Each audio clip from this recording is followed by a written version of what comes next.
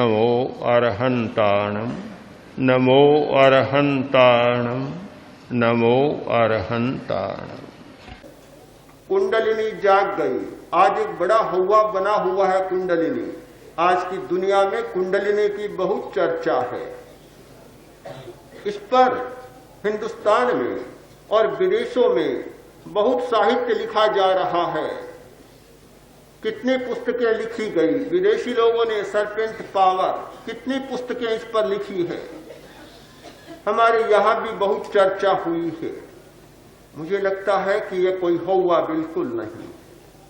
हर व्यक्ति के पास कुंडलिनी होती है और हर व्यक्ति की कुंडलिनी जागृत होती है। कोई भी व्यक्ति ऐसा नहीं होता जिसकी कुंडलिनी जागृत न हो। मात्रा का भेद होता है, पर आजकल साधना भी एक व्यवसाय बन गया, योग भी एक व्यवसाय बन गया। बड़े बड़े शहरों में ऐसा व्यवसाय चलता है। अनेक लोग इस व्यवसाय को चला रहे हैं कि हमारे पास आओ और 2 मिनट में कुंडलिनी को जगा दें। सिर पर हाथ रखा और बस कुंडलिनी जाग गई। अब जाग गई। बड़ा आश्चर्य होता है। इस प्रकार कुंडलिनी जाग जाए तब तो आज तक दुनिया ही दूसरी हो जाती। जिसकी कुंडलिनी पूरे अर्थ में जाग जाती है, जिसकी प्राण शक्ति या तेजस शक्ति विकसित अर्थ में जाग जाती है, व्यक्तित्व का पूरा रूपांतरण हो जाता है। पर ऐसे लोगों को देखा कि जिनकी कुंडलिनी जागी हुई बतलाई जाती है और परिवर्तन कुछ भी दिखाई नहीं देता। महात्मा गांधी के पास एक कोई व्यक्ति आया, आकर बोला, महात्मा जी, मैं आपकी कुंडलिनी जगाना चाहता हूं। बड़ा अजीब आदमी था। गांधी जैसा दृढ़ संकल्प वाला व्यक्ति, गांधी जैसा दृढ़ निश्चयी व्यक्ति, गांधी जैसा आत्मदर्शी व्यक्ति और एक सामान्य व्यक्ति आकर बोला कि मैं आपकी कुंडलिनी जगाना चाहता हूं। गांधी जी ने कहा कि छोड़ो इस बकवास को, मुझे नहीं जगाना है। फिर भी उसने नहीं छोड़ा। तो गांधी ने कहा कि तुम क्या चाहते हो? कि मैं आपकी कुंडलिनी जगाना चाहता हूं। गांधी जी बोले, मुझे कुंडलिनी जगाने की जरूरत नहीं है। ये चूल्हा पड़ा सामने, जाओ इस चूल्हे को जला।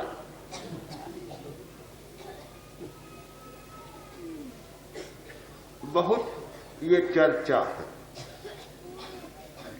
बात तो ठीक है कि जिसकी प्राण शक्ति जाग जाती है वह सचमुच एक निराला व्यक्ति बन जाता है। उसकी वृत्तियां बदल जाती है, आदतें बदल जाती है, स्वभाव बदल जाता है और पूरा व्यक्तित्व रूपांतरित हो जाता है। पर कैसी जागे? जागने की एक सरल प्रक्रिया आपके सामने प्रस्तुत कर रहा हूं। शरीर प्रेक्षा, शरीर को देखना। आपको बड़ा आश्चर्य होगा, ये कौन सी बड़ी बात बतलाई, रोज ही देखते हैं। कौन व्यक्ति जो शरीर को नहीं देखता? उठते ही बहुत लोग हाथों को देखते हैं, अच्छा मानते हैं। उठते हैं तब सबसे पहले किसी दूसरे का मुंह नहीं देखते, अपने हाथों को देखते। कराग्रे वसती लक्ष्मी, ये धारणा रही है कि हाथ की उंगलियों में लक्ष्मी बसती है। बात तो बहुत अच्छी है, सारी लक्ष्मी इन अंगुलियों में बसती है। इन अंगुलियों से परे कहीं लक्ष्मी नहीं है। ऋषि ने कहा था, उपनिषद के ऋषि ने, कि मुझे कुछ भी नहीं चाहिए, मम 10 अंगुलियां है, मेरे पास 10 अंगुलियां हैं, फिर मुझे दुनिया की किसी वस्तु की आवश्यकता नहीं है। जिस व्यक्ति के पास ये 10 अंगुलियां होती है उसे और किसी वस्तु की आवश्यकता नहीं होती। सारी संपदा, दुनिया का सारा वैभव, सारा ऐश्वर्य और सारा धन इन 10 अंगुलियों में निवास करता है। कराग्रे वसती लक्ष्मी, अपने हाथों को देखते हैं। फिर थोड़ी तैयारी करते हैं, स्नान करते हैं, केश संवारते हैं, तो शीशे के सामने जाकर खड़े हो जाते हैं, पूरे शरीर को देख लेते हैं। आप सोचेंगे रोज करते हैं और फिर कौन सी नई बात बतला दी गई? कोई नई बात नहीं है, तो हम जानते हैं। हम लोग तो फिर भी शीशे के सामने नहीं जाते, आप लोग तो देखते हैं। तो शरीर को देखना कौन सी बड़ी बात है? मैं नहीं कह रहा हूं, आप अपने रंग को देखें, अपने रूप को देखें, अपनी आकार संरचना को देखें या अपनी चमड़ी को देखें। देखने का मतलब आंखों से देखना नहीं,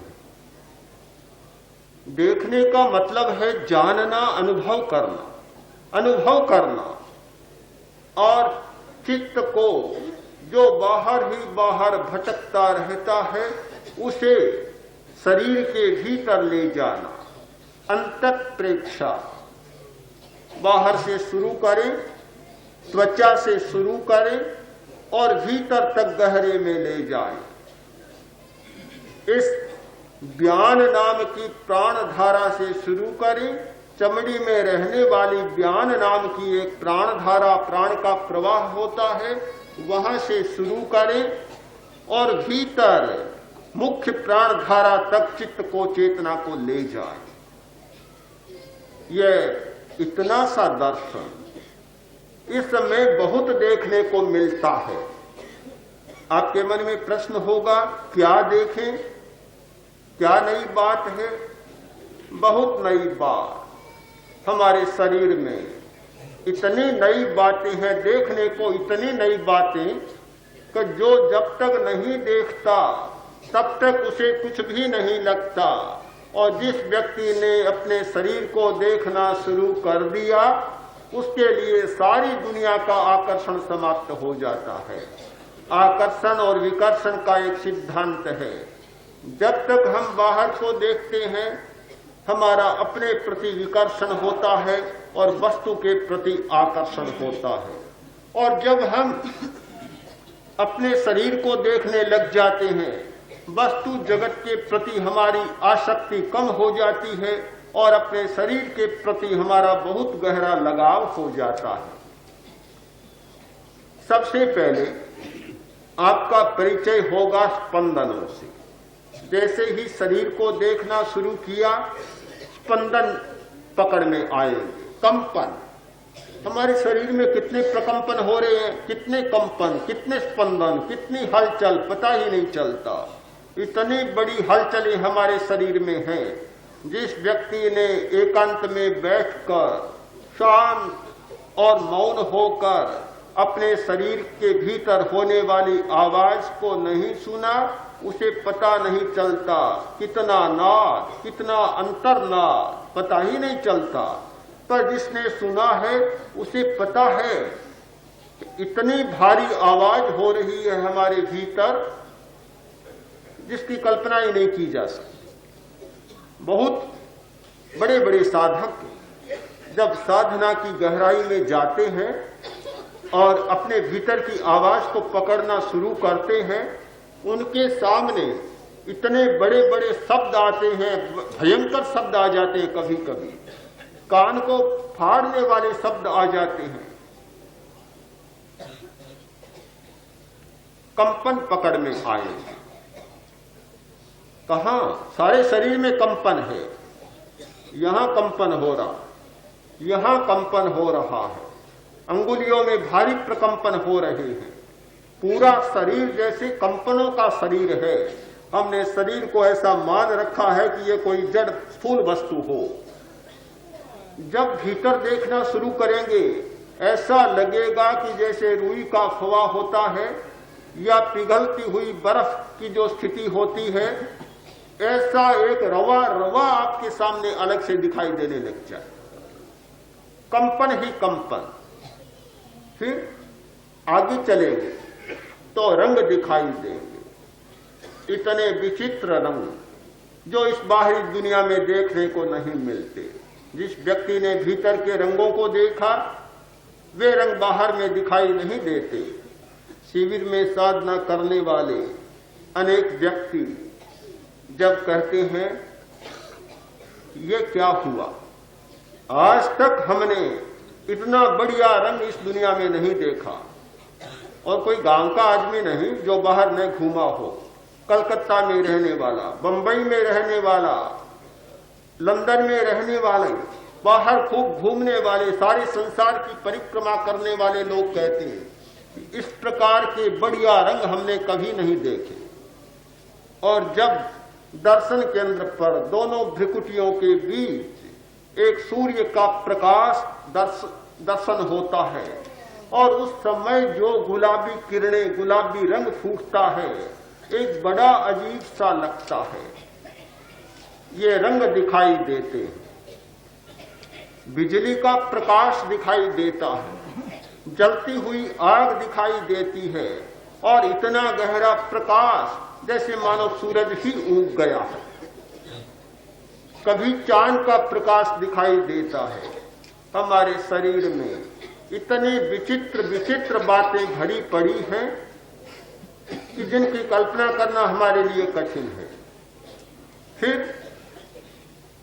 आगे चलते हैं तो हमारे ज्ञान तंतु जागने शुरू होते, प्राण शक्ति का संतुलन होता है और ज्ञान तंतु जागने लग जाते, उनकी सक्रियता बढ़ जाती है। यह एक हमारा पहला पड़ाव होता है। जब हम इस स्थिति पर पहुंच जाते हैं शरीर को देखते देखते और हमारे ज्ञान तंतु सक्रिय होने लग जाते हैं, तो मानना चाहिए कि हमारा पहला पड़ाव पूरा हो गया।